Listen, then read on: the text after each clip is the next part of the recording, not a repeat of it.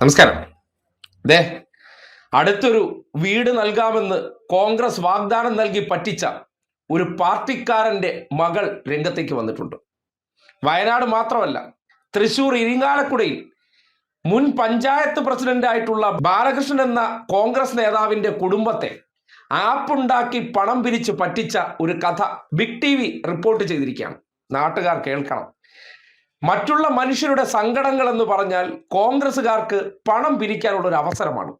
പരമാവധി പണം പിരിക്കുക, ഒരു കല്ലിട്ട് കൊടുക്കുക, അതുവഴി പിന്നെ തിരിഞ്ഞു നോക്കാതിരിക്കുക. ബാലകൃഷ്ണൻ എന്ന ഇരിങ്ങാലക്കുടയിലെ മുൻ കോൺഗ്രസ് നേതാവ്, അദ്ദേഹത്തിന്റെ കുടുംബത്തിന്റെ ഇന്നത്തെ അവസ്ഥ എത്ര പരിതാപകരമാണ്. വലിയ ആഢ്യത്വമുള്ള കുടുംബമായിരുന്നു, സ്വർണ്ണപ്പണിക്കാരായിരുന്നു.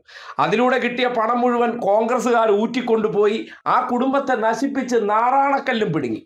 എന്നിട്ട് ഏറ്റവും ഒടുവിൽ അദ്ദേഹം മരിക്കുമ്പോൾ അദ്ദേഹത്തിന്റെ കുടുംബത്തിന്, നിരാലംബരായിട്ടുള്ളവർക്ക് വീട് വെച്ചു കൊടുക്കാമെന്ന വാഗ്ദാനം കൊടുത്തിട്ട് 3 വർഷം പിന്നിടുന്നു.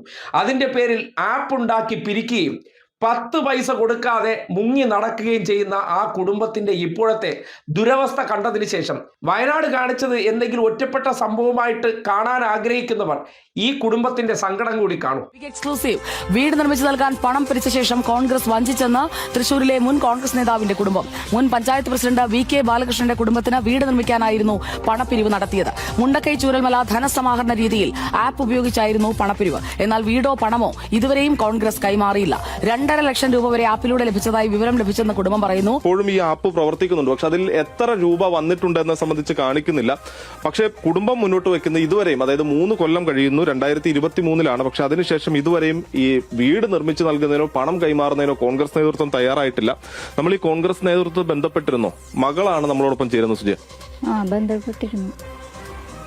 അവരെന്താ പറയുന്നത്? ഇപ്പോ അവർക്ക് ഇങ്ങനെ വീട് കൊടുക്കാമെന്ന് പറഞ്ഞത് കോൺഗ്രസ്സുകാർക്ക് അറിയില്ല എന്നാണ് പറയുന്നത്. അന്നത്തെ DCC പ്രസിഡന്റ് തന്നെയല്ലേ ഉദ്ഘാടനം ചെയ്തത്? അതെ, ജോസ് വള്ളൂരാണ് വന്ന് ഉദ്ഘാടനം ചെയ്തത്. പക്ഷെ ആർക്കും ഇതിലൊരു ഉത്തരവാദിത്വം ഇല്ല. അപ്പൊ അങ്ങനെ ഒരു വീട് ഞങ്ങൾക്ക് കിട്ടിയിട്ട് ഒരു കാര്യമില്ല.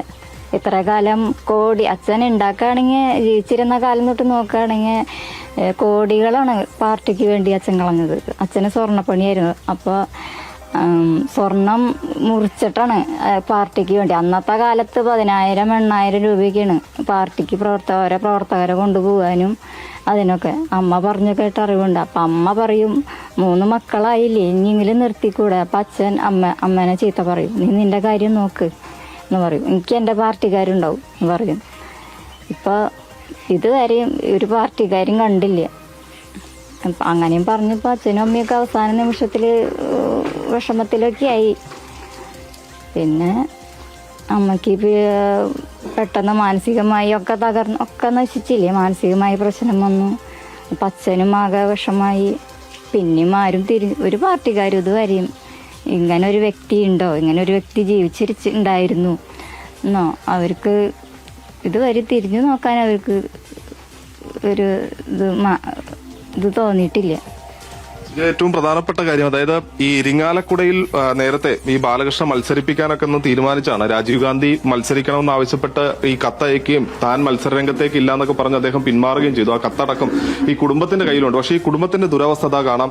ഇത് ബാലകൃഷ്ണന്റെ ഭാര്യയാണ്, ക്യാൻസർ ബാധിച്ച് തീർത്തും കിടപ്പിലാണ്. അങ്ങനെ ഒരു കുടുംബത്തെയാണ് ഈ അവരുടെ പേരിൽ പണം പിരിച്ചതിന് ശേഷം ആ പണം നൽകാതെ വഞ്ചിച്ചതെന്നുള്ള ആരോപണമാണ് ഉയരുന്നത്.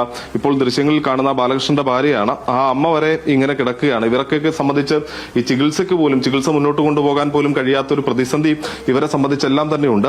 കഴിഞ്ഞ ദിവസങ്ങളിലെല്ലാം തന്നെ, അതായത് ഈ കഴിഞ്ഞ തദ്ദേശ തെരഞ്ഞെടുപ്പിന് തൊട്ടു മുമ്പാണ് കുടുംബം DCC നേതൃത്വവുമായി ബന്ധപ്പെട്ടത്. അന്നവർ പറഞ്ഞത് ഈ ഇലക്ഷൻ തിരക്കിലാണ്, ഇലക്ഷൻ ഒന്ന് കഴിയട്ടെ, കഴിഞ്ഞതിന് ശേഷം പരിഗണിക്കാം എന്നുള്ളതൊക്കെയായിരുന്നു പറഞ്ഞിരുന്നത്. ആ ഉറപ്പിൽ വിശ്വസിക്കുകയും ചെയ്തു. പക്ഷേ ഇലക്ഷൻ കഴിഞ്ഞ് ബന്ധപ്പെട്ടപ്പോഴും ഇവരാരും ഫോൺ എടുക്കുന്നില്ല.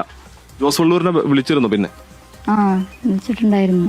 ഇപ്പോഴല്ല, അച്ഛൻ മരിക്കുന്നതിന് മുന്നേ വിളിച്ചത്. പിന്നെ ഇത് മാറിയല്ലോ, DCC പ്രസിഡന്റ് മാറിയല്ലോ. അപ്പോൾ പിന്നെ ടാർജറ്റായിട്ടാണ് അധികം പറഞ്ഞത്. ആള് വീട്ടിൽ വന്നു, അച്ഛന് അനുശോചനമൊക്കെ നടത്തിയിട്ടാണ് പോയത്.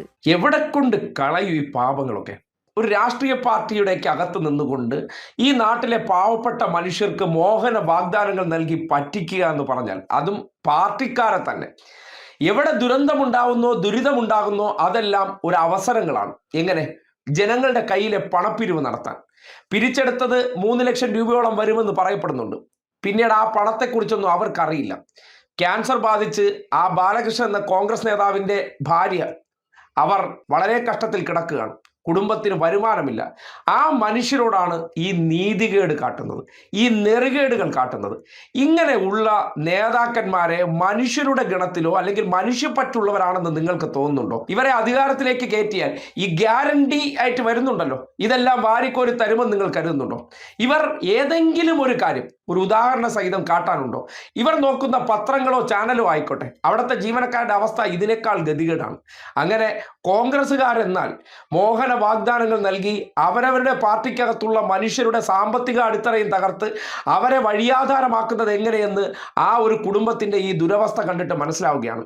ഏറ്റവും ഒടുവിൽ നിർവാഹമില്ലാതെ ദാരിദ്ര്യത്തിൻ്റെ നെല്ലിപ്പലകയിൽ എത്തിയപ്പോൾ അവർ മാധ്യമങ്ങളോട് തങ്ങളെ കോൺഗ്രസ്സുകാർ വഞ്ചിച്ചതിൻ്റെയും പറ്റിച്ചതിൻ്റെയും കണക്കുകൾ പറയുകയാണ്. അത് കേൾക്കുമ്പോൾ മനസാക്ഷിയുള്ള മനുഷ്യർക്ക് കേട്ടിരിക്കാൻ കഴിയുന്നുണ്ടോ? എന്തൊരു കൊടും ക്രൂരതയാണ്! ഈ പ്രവൃത്തി ചെയ്യുന്ന ഇവരുടെയൊക്കെ ഉള്ളിൽ ഒരു മനുഷ്യനുണ്ടെങ്കിൽ അല്ലെങ്കിൽ ഒരു മനുഷ്യപ്പറ്റുണ്ടെങ്കിൽ ഇങ്ങനെയൊക്കെ ചെയ്യാൻ തോന്നുമോ?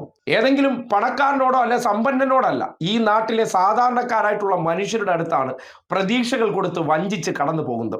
അതുകൊണ്ടാണ് നേരത്തെ പറഞ്ഞ കണക്ക് ഈ പാപമൊക്കെ ഇവർ എവിടെ കൊണ്ടുവന്ന് കഴുകിക്കളയും. ഈ പണമൊക്കെ എടുത്ത് കഴിച്ചിട്ടുണ്ടെങ്കിൽ ആ വ്യക്തികളൊക്കെ വെള്ളമിറങ്ങാതെ ചാവുമെന്നുള്ള കാര്യത്തിൽ ഒരു സംശയവും വേണ്ട.